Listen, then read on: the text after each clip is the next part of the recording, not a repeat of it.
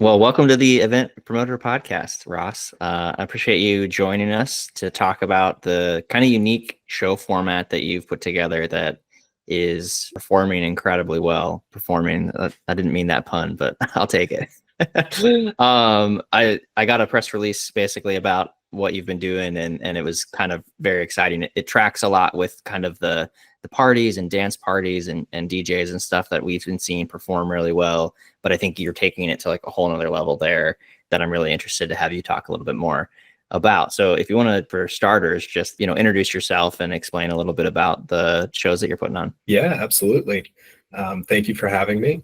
And my name's Ross. I am the founder of Slacker Media Group. We essentially are putting on themed DJ nights all over the US. And we're essentially, like you said, kind of curating events at a pretty high level, trying to focus on larger scale shows, not super large, but, in the 1,000 to 3,000 capacity range, and really trying to take, the experience to the next level by curating a super specific show experience, coordinating production, coordinating DJs, coordinating the marketing that goes along with it. Really been able to find a good mix of all of that has allowed us to, not only do these 1,000 to 3,000 cap rooms, but also do, anywhere from 5 to 10 of them at the exact same time across the US on any given weekend. Yeah.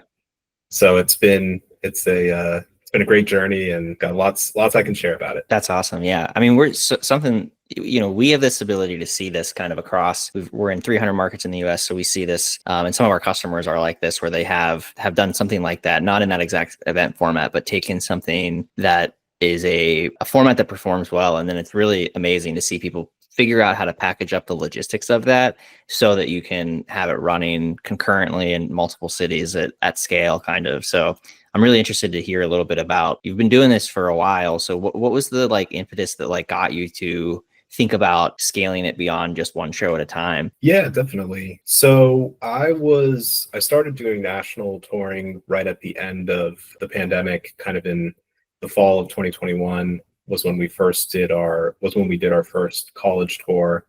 And I had done that with a brand called Slacker University, which was, very specifically college focused. Mm-hmm. And at that point, I was going to all the shows individually, doing one-offs in these different markets, learning how to tour. I mean, I was 21 at the time, still figuring it all out. But as we continued to do that, what I also was doing was I was running events locally here in Boston, where I'm from. What started to happen was I had essentially a weekly event series that I was doing in Boston every Thursday night. And I was also trying to do these national dates. And we ended up starting to have days where, I would want something to be going on in Boston and also have a national show. So kind of out of necessity, I started to figure out, okay, how can I build a team, mm-hmm. work with people that I trust to essentially begin that kind of multi-operation process and strategy.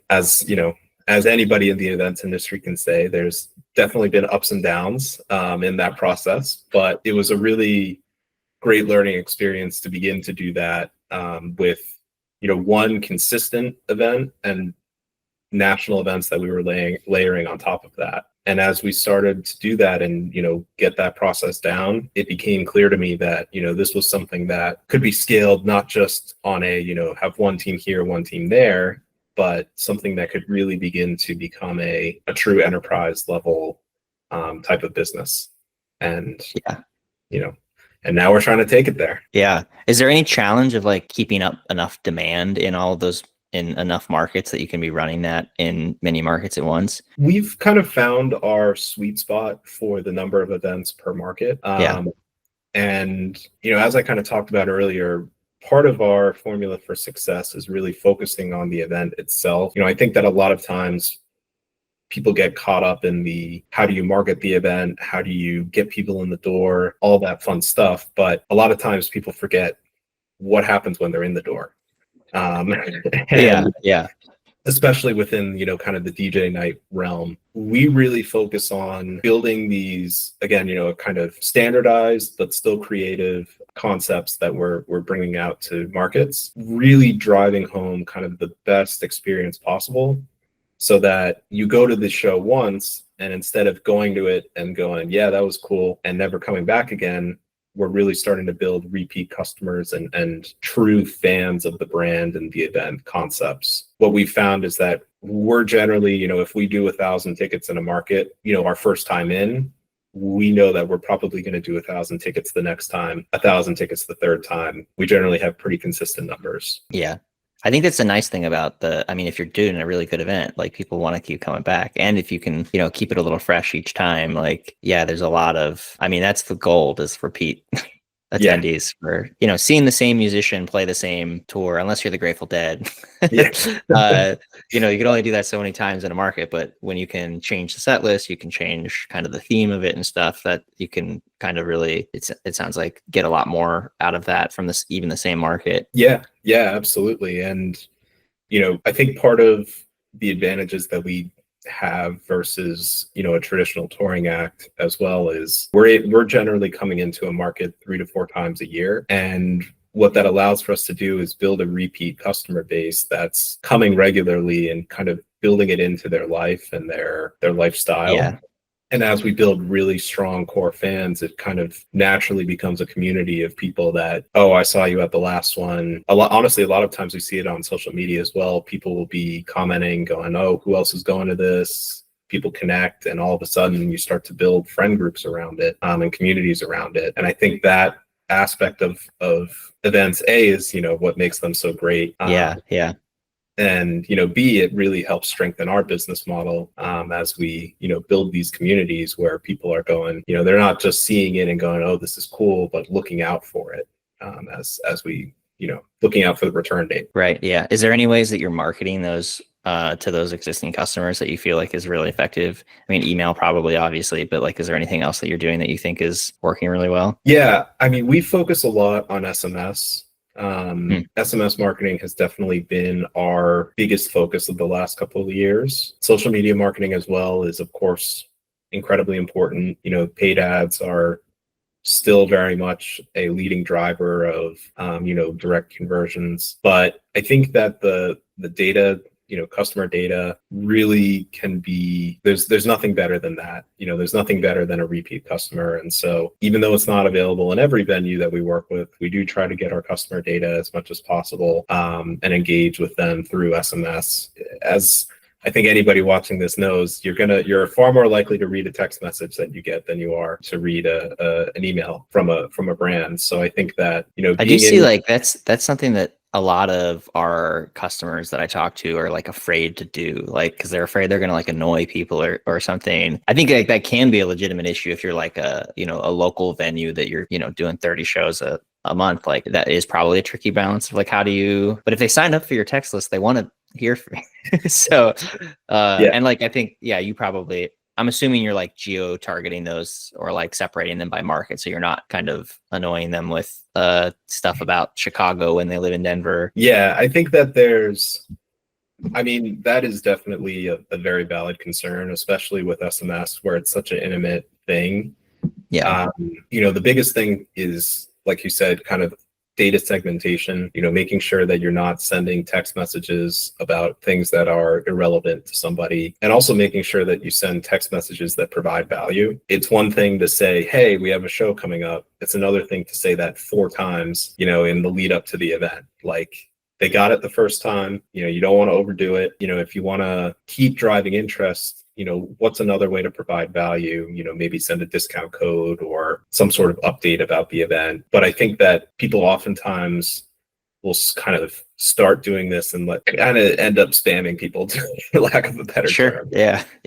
So I think it's that creativity in that message, instead of just saying like, hey.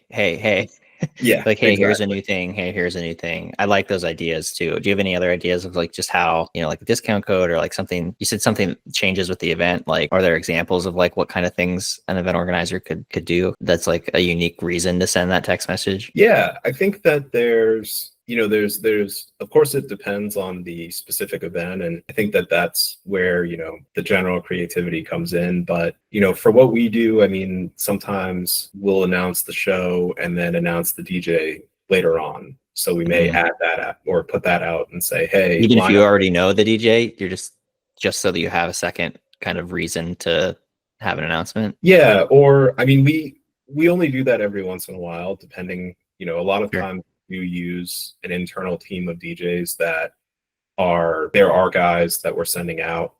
And so we don't necessarily do a big thing for that, but just generally thinking about some of these things, like as you think about like a traditional hard ticket venue, announcing the openers, Right. or even featuring the openers. A lot of times maybe people are looking at the event, they get a text message that says, this band is coming on this night, sending them a text message 2 weeks later going, hey, these bands are also going to be playing, gives them a little more context about the event, and again provides something a little different than just being It's like new information instead of just the same information over and over again is like an interesting way to think about that. Yeah. Maha Festival here in Omaha, I feel like has always done a good job of that, where they, instead of just announcing all the lineup all at once, they like drip the lineup out and they make each thing like a marketing moment. It's like, here's this act and here's a info on like last time they played in Omaha or how they have some connection to Omaha. It's like, oh, they played in Omaha back when their first tour, but haven't been back since. Like they're, obviously like with a festival, you have marketing people, a whole marketing team that's working on one event for the whole year. So you could put a lot of more of that effort in. But yeah, that's a really interesting way to think about that,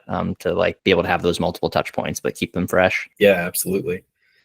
Absolutely. Well, I feel like we could talk for a while because there's a lot of really interesting stuff there, but I want to let you go eventually. So I think that was pretty valuable, actually. The SMS thing is something that a lot of people have asked about, or I, talked to a lot of people about. So it's nice to talk to someone who feels like they're doing a good job with it. And I think those were some good ideas. If people are interested in learning more about your shows and whether they're looking to book them or attend them, where can people find out more information? Yeah, so we have a kind of parent website for all of our brands, www.slackermediagroup.com. And then our individual brands or our individual tours that we're doing right now are called It's a 2000s Party. It's a 2000sparty.com.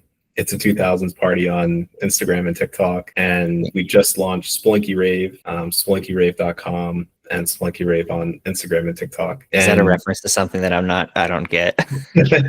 It's it's a reference to kind of the bass music scene within media, Splinky music. So yeah, and then we're always looking for new venue partners to work with and new spaces to activate in. So if someone's interested in working with us, my email is ross@liveslacker.com, LIVE slacker.com. Always open to talking to new people and making new connections. So awesome. Well, congrats on all your success, and I hope it continues and you're able to continue to scale this and bring people together through these shows and events. Thank you, man, and thank you for having me. It was great chatting. Yeah, awesome.